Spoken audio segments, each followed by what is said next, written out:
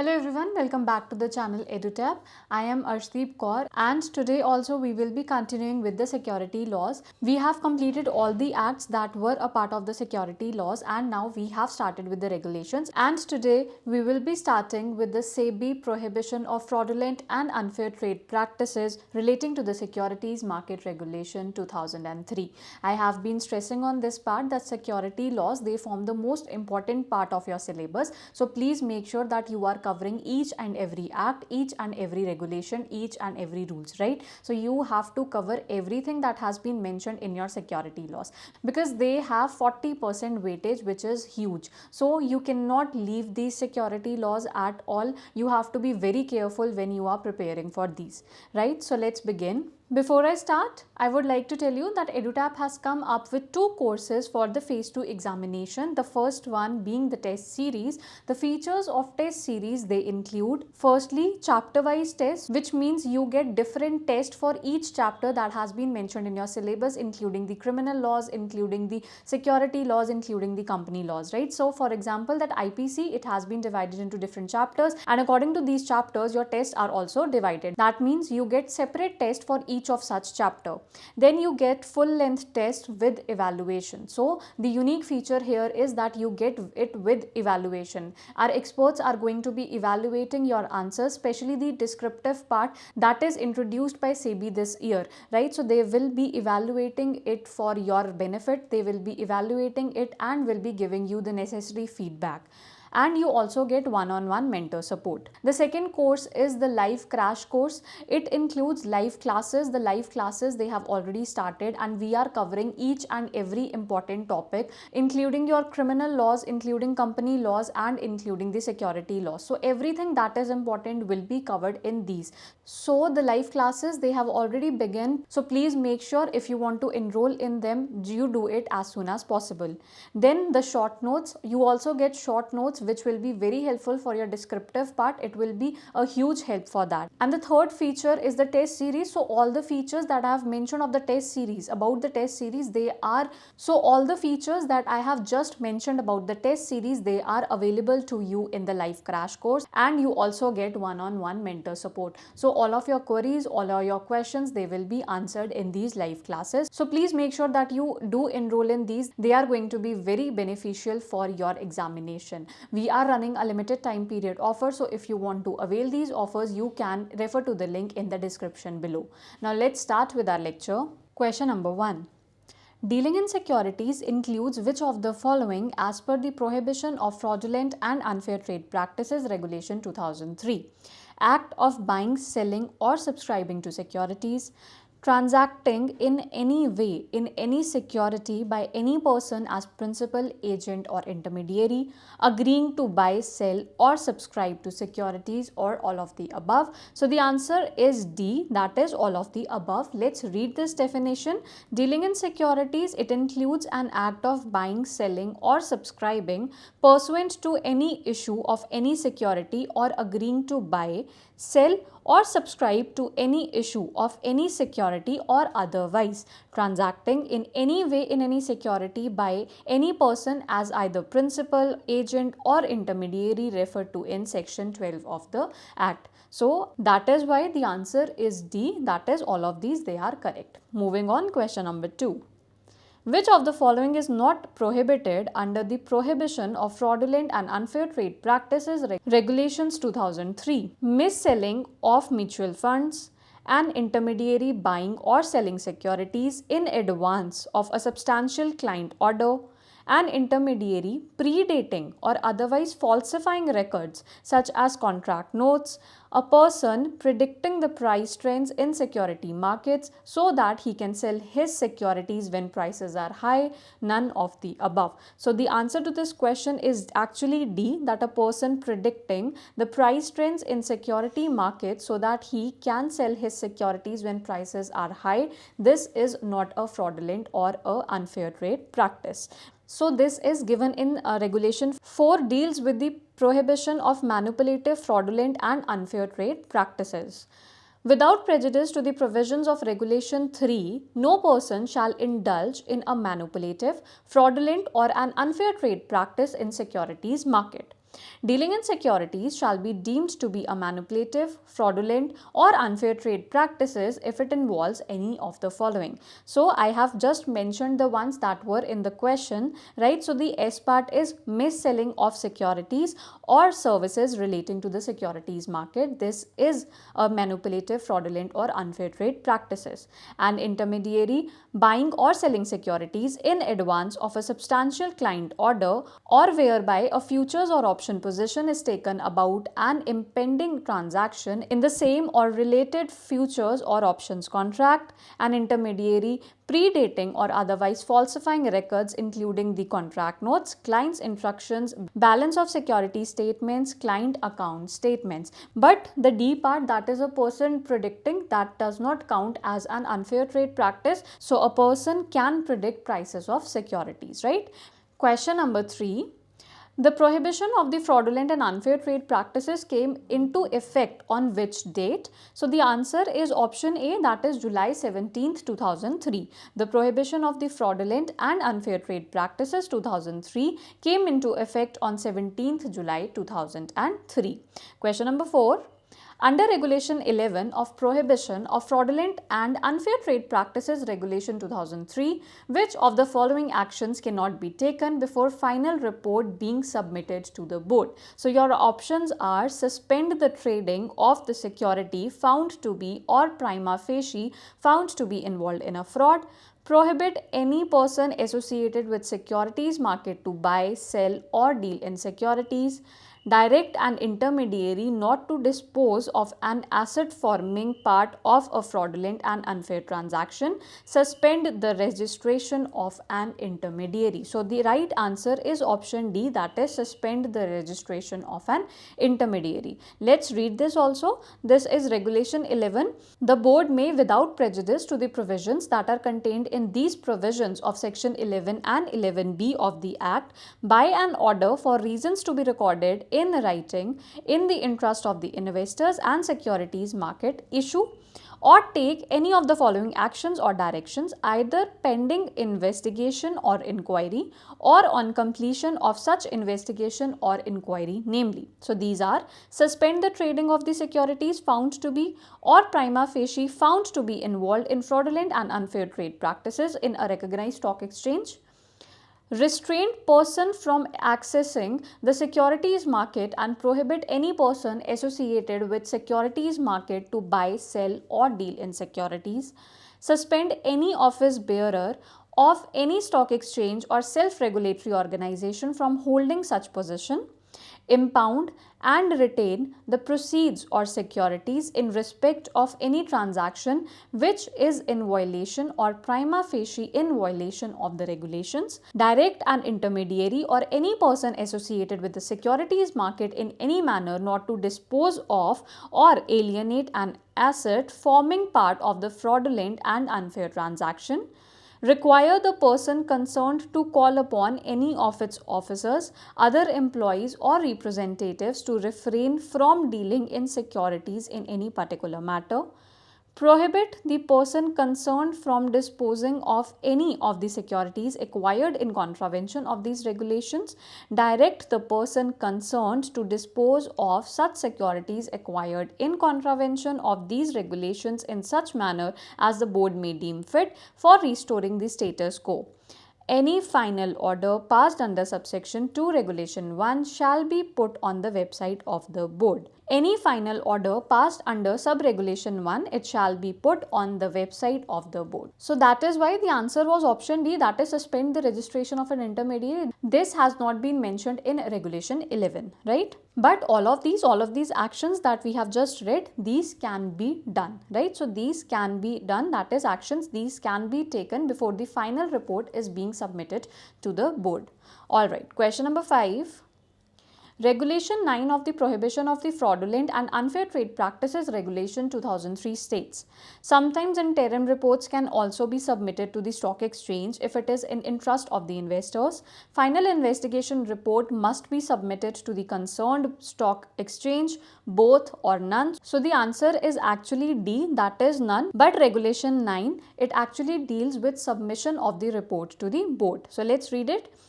Regulation 9 of the Act deals with the submission of the reports to the board.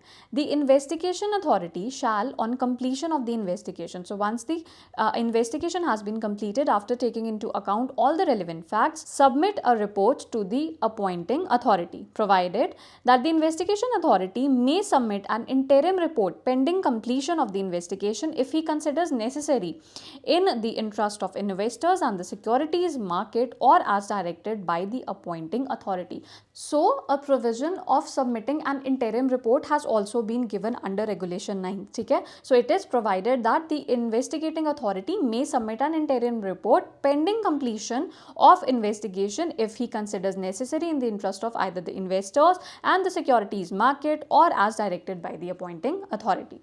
Question number 6. Which of the following regulation of the prohibition of fraudulent and unfair trade practices regulation 2003 deals with the definition of fraud? So these definitions, they actually form an important part for your syllabus, for your examination. So please make sure that you are aware of these, right? So the answer here is B, that is regulation 2C. The definition of fraud, it is given in regulation 2(1)(c). Question number 7. Regulation 4 of Prohibition of Fraudulent and Unfair Trade Practices 2003 gives certain examples of prohibited fraudulent dealings in securities market. Identify the wrong example of such dealings. So the answer is D, that is advancing money to a person to buy securities in any issue with the intention to start trading in securities markets. So this does not form a part of unfair or fraudulent trade practice, right? Advancing someone money to buy securities in any issue with the intention of start trading, this does not form part of the fraudulent or the unfair trade practices. So trading in securities market, not a fraudulent dealing. Advancing money to a person to buy securities in any issue with the intention to start trading in securities market is not a fraudulent activity. So this was very evident, right? But all of the other options, let's read these. These form a part of the fraudulent and unfair trade practices. Let's read it. Which are these? Knowingly indulging in an act which creates false or misleading appearance of trading in the securities market. Dealing in securities not intended to effect transfer of beneficial ownership but intended to operate only as a device to inflate, depress or cause fluctuations in the price of such securities for wrongful gain or avoidance of loss. Knowingly planting false or misleading news which may induce sale or purchase of the securities. And the last one, selling, dealing, pledging of the stolen or counterfeit security, whether in physical or dematerialized form. So all of these, they come under regulation 4, that is they are prohibited as being fraudulent and unfair trade practices. Alright, moving on, question number 8. Under which chapter of the Prohibition of Unfair Trade Practices Regulation 2003, the details of the prohibition of the certain activities and unfair trade practices are mentioned? So the answer is B, that is chapter 2. In chapter 2 of the Prohibition of Unfair Trade Practices Regulation 2003, the details of the prohibition of certain activities and unfair practices are mentioned. Question number 9.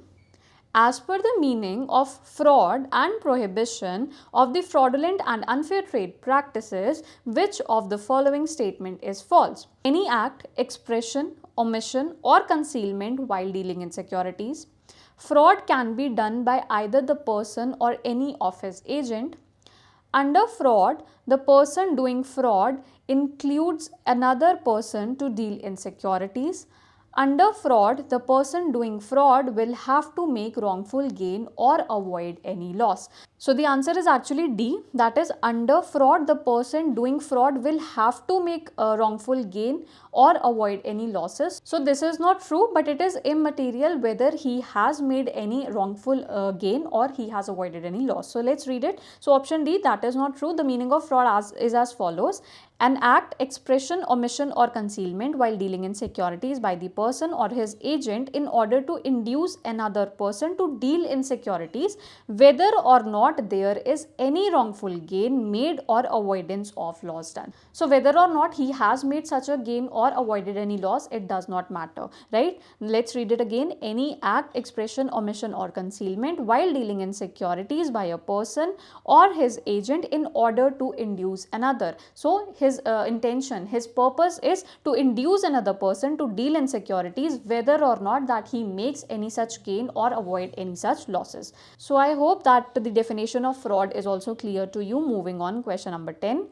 If SEBI found an intermediary involved in fraud in the interest of investors, it can take following actions against the intermediary. So the answer to this question is E, that is A and B both are correct. Suspend the registration of the intermediary, cancel the registration of the intermediary. Let's read it. Following actions can be taken by SEBI: issue a warning or censure, suspend the registration of the intermediary, cancellation of the registration of the intermediary. So the SEBI, it can take all of these actions against such intermediary. So it is given in regulation 12. Let's read it also. The board may, without prejudice to any action under the security laws or directions or circulars issued thereunder, by an order for reason to be recorded in writing, in the interest of the investors and security markets, take the following actions against the intermediary: issue a warning or censure, suspend the registration of the intermediary, or cancel the registration of the intermediary. So all of these actions we have just read, but there's a proviso: provided that no final order of suspension or cancellation of an intermediary for violation of these regulations shall be passed unless the procedure specified in the regulations applicable to such intermediary under the Securities and Exchange Board of India Intermediaries Regulation 2008 is complied with, right? So this procedure that has been mentioned, it has to be complied with before taking any such action. Question number 11. Regulation 10 of the Prohibition of the Fraudulent and Unfair Trade Practices Regulation 2003 empowers SEBI board for which of the following? So the answer is option A, issue directions even if the final report is not submitted. Let's read it. The board may, after consideration of the report referred to in regulation 9, if satisfied that there is a violation of these regulations and after giving a reasonable opportunity of hearing to the persons concerned, issue such directions or take such actions as are mentioned in regulation 11 and regulation 12, provided that the board may, in the interest of the investors and the securities market, pending the receipt of the report of the investigating authority referred to in regulation 9, issue directions under regulation 11.